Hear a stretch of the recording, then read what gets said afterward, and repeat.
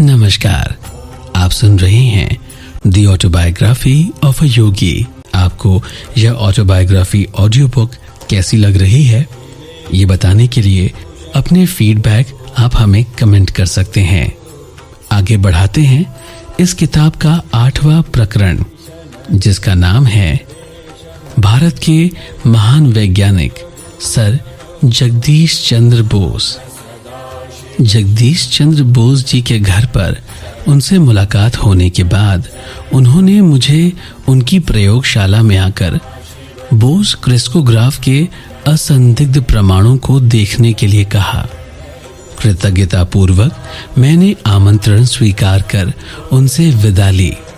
बाद में मैंने सुना कि उन्होंने प्रेसिडेंसी कॉलेज छोड़ दिया है और अब वे कोलकाता में एक अनुसंधान केंद्र स्थापित करने की योजना बना रहे हैं। जब बोस इंस्टीट्यूट का उद्घाटन हुआ तब मैं उस उद्घाटन समारोह में उपस्थित था।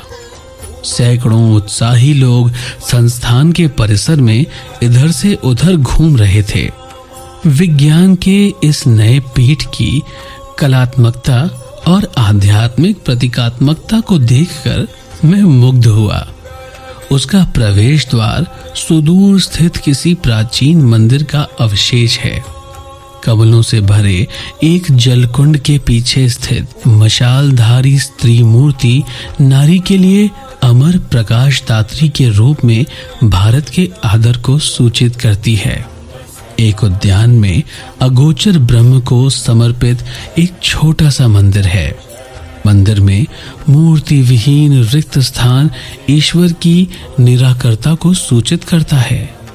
इस उद्घाटन के महान अवसर पर सर जगदीश चंद्र बोस का भाषण ऐसा लग रहा था मानो वह सीधे किसी अंतः प्रेरित प्राचीन ऋषि के मुख से निसृत हो रहा हो।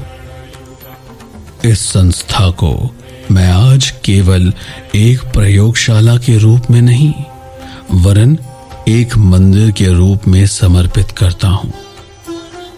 उनकी आदरणीय महानता खचाखच भरे सभागृह पर एक अदृश्य चादर के समान छा गई। अपनी खोज में मैं कब पदार्थ विज्ञान और प्रकृति विज्ञान के सीमा क्षेत्र में पहुंच गया मुझे पता ही नहीं चला।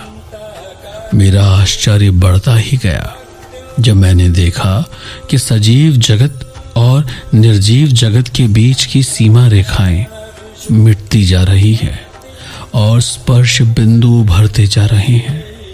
मैंने देखा कि निर्जीव जगत निष्क्रिय नहीं था, वह तो असंख्य शक्तियों के प्रभाव में पुलकित हो रहा था।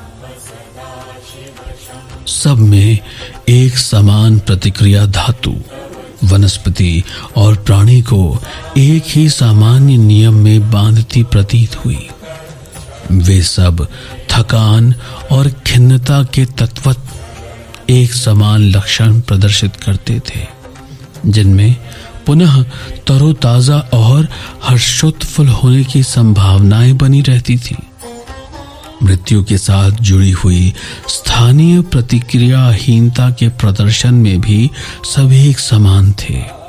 इस विशाल सामान्यत्व से विस्मय विभोर होकर मैंने बहुत बड़ी आशा के साथ अपने प्रयोगों के परिणाम को रॉयल सोसाइटी के समक्ष रखा, परंतु वहां उपस्थित प्रकृति विज्ञानियों ने मुझे उनके लिए सुरक्षित क्षेत्रों पर अतिक्रमण करने के बदले उस पदार्थ विज्ञान के क्षेत्र तक ही अपने अनुसंधान को सीमित रखने की सलाह दी जिसमें मेरी सफलता का भरोसा था। मैंने अनजाने में एक अपरिचित जाति व्यवस्था के क्षेत्र में घुसकर उसके शिष्टाचार का उल्लंघन कर दिया था।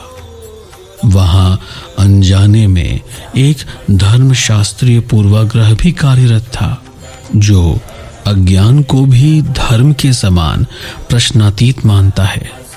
यह प्रायः भुला दिया जाता है कि जिस परम सत्ता ने हमें चारों ओर से सृष्टि के इस नित्य बढ़ते ही जाते रहस्य से घेर रखा है, उसी ने प्रश्न करने और समझने की इच्छा भी हम में प्रतिष्ठापित कर दी है। अनेक वर्षों तक लोगों की गलत फहमियों का शिकार बनते रहने से एक बात मेरी समझ में आ गई। विज्ञान के उपासक का जीवन अनिवार्य रूप से अनंत संघर्ष से भरा होता है। लाभ और हानि, सफलता और विफलता को एक समान मानते हुए उसे अपना जीवन प्रेम श्रद्धा युक्त अधैर्य के रूप में अर्पण करना चाहिए। कालांतर में विश्व की प्रमुख वैज्ञानिक सोसाइटियों ने मेरे सिद्धांतों और निष्कर्षों को स्वीकार करके विज्ञान में भारत के योगदान को मान्य किया। जो कुछ भी छोटा या सीमित हो, वह क्या भारत के मन को कभी तृप्त कर सकता है? एक अखंड जीवंत परंपरा और पुनर्यौवन प्राप्त करने की एक जीवनप्रद शक्ति के द्वारा इस भूमि ने अगणित परिवर्तनों में बार बार अपना कायाकल्प किया है। भारत में सदा ही ऐसे लोग उत्पन्न होते आए हैं जिन्होंने समय के तात्कालिक और मोहक पुरस्कार को ठुकराकर जीवन के सर्वोच्च अभिष्टों को पाने का प्रयास किया है। अकर्मण्य परित्याग द्वारा नहीं, वरन कर्मठ कठोर संघर्ष द्वारा। संघर्ष को अस्वीकार करने वाले दुर्बल के पास कुछ प्राप्त न कर पाने के कारण त्यागने के लिए कुछ भी नहीं होता। जिसने संघर्ष कर विजय प्राप्त की हो, वही केवल संसार को अपनी विजय के अनुभव का फल प्रदान कर उसे समृद्ध कर सकता है। इस बोस प्रयोगशाला में जड़ पदार्थों की प्रतिक्रिया पर अब तक किए जा चुके कार्य से और वनस्पति जीवन के अप्रत्याशित तथ्य सामने आ जाने से पदार्थ विज्ञान, प्रकृति विज्ञान, चिकित्सा, कृषि और यहाँ तक कि मनोविज्ञान के क्षेत्र में भी अनुसंधान के अत्यंत विस्तृत क्षेत्र खुल गए हैं। जिन उलझनों के बारे में अब तक यह माना जाता था कि उन्हें सुलझाया नहीं जा सकता, वे भी अब प्रयोगात्मक अन्वेषण के कार्यक्षेत्र में आ गई हैं। परंतु कठोर सटीकता के बिना उच्च सफलता नहीं मिल सकती। इसीलिए प्रवेश कक्ष में अपने अपने केस में रखे गए मेरे द्वारा आविष्कृत अति संवेदनशील उपकरणों और वैज्ञानिक यंत्रों की लंबी लंबी कतारें लगी हैं। वे दृश्यमान आभास के पीछे छिपे सत्य को खोजने के लिए आवश्यक दीर्घकालिक अनवरत प्रयत्न की व मानव के सीमित सामर्थ्य की परिसीमाओं को लांघने के लिए आवश्यक अविराम कठोर परिश्रम, लगन और उद्योगशीलता की गाथा सुनाते हैं।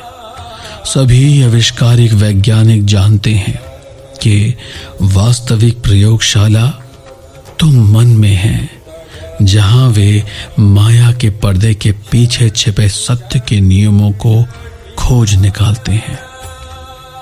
यहाँ जो लेक्चर दिए जाएंगे वे किसी दूसरे से प्राप्त ज्ञान की पुनरावृत्ति नहीं माने जाएंगे। उनमें इन कक्षों में प्रथम बार सिद्ध किए गए नए आविष्कारों का ज्ञान दिया जाएगा। इस संस्था के कार्य विवरण के नियमित प्रकाशनों द्वारा भारत के योगदान समस्त विश्व में पहुंच जाएंगे। वे सार्वजनिक संपत्ति बन जाएंगे। किसी भी बात का पेटेंट नहीं लिया जाएगा। हमारी राष्ट्रीय संस्कृति का सार ही यह है कि हमें ज्ञान का प्रयोग केवल अपने लाभ के लिए करने की संस्कृतिहीनता से सदैव दूर रहना चाहिए। मेरी यह भी इच्छा है कि इस संस्था की सुविधाएं जहां तक संभव हो सके सभी देशों के अनुसंधानकर्ताओं के लिए उपलब्ध हों। इसमें मैं अपने देश की परंपराओं को आगे चलाने का प्रयास कर रहा हूं। 25 शताब्दियों पूर्व भी भारत नालंदा और तक्षशिला के अपने प्राचीन विश्वविद्यालयों में विश्व के सभी हिस्सों से आते छात्रों को ज्ञान प्राप्ति की सुविधा उपलब्ध कराता था। विज्ञान ना तो पूर्व का है ना पश्चिम का, बल्कि अपनी सार्वलौकिकता के कारण वह सब देशों का है। परंतु फिर भी भारत इसमें महान योगदान देने के लिए विशेष रूप से योग्य है। भारतीयों की ज्वलंत कल्पना शक्ति तो ऊपर ऊपर परस्पर विरोधी लगने वाले तथ्यों की गुत्थी से भी नया सूत्र निकाल सकती है, परंतु एकाग्रता की आदत ने इसे रोक रखा है। यह संयम मन को अनंत धीरज के साथ सत्य की खोज में लगाए रखने की शक्ति प्रदान करता है। उस महान वैज्ञानिक के उन अंतिम शब्दों को सुनकर मेरी आंखें छलछला उठी। यह धीरज ही क्या सचमुच भारत का पर्यायवाची शब्द नहीं बन गया है, जिसने काल और इतिहासकार दोनों को ही समान रूप से अचंभित कर रखा है। उद्घाटन दिवस के थोड़े दिनों बाद मैं उस अनुसंधान केंद्र में फिर से गया। उस महान वनस्पति शास्त्रज्ञ को अपने वचन का स्मरण था। वे मुझे अपनी शांत प्रयोगशाला में ले गए। वहां सर जगदीश चंद्र बोस ने स्वामी जी को क्या दिखाया, यह जानने के लिए आपको सुनना होगा अगला एपिसोड।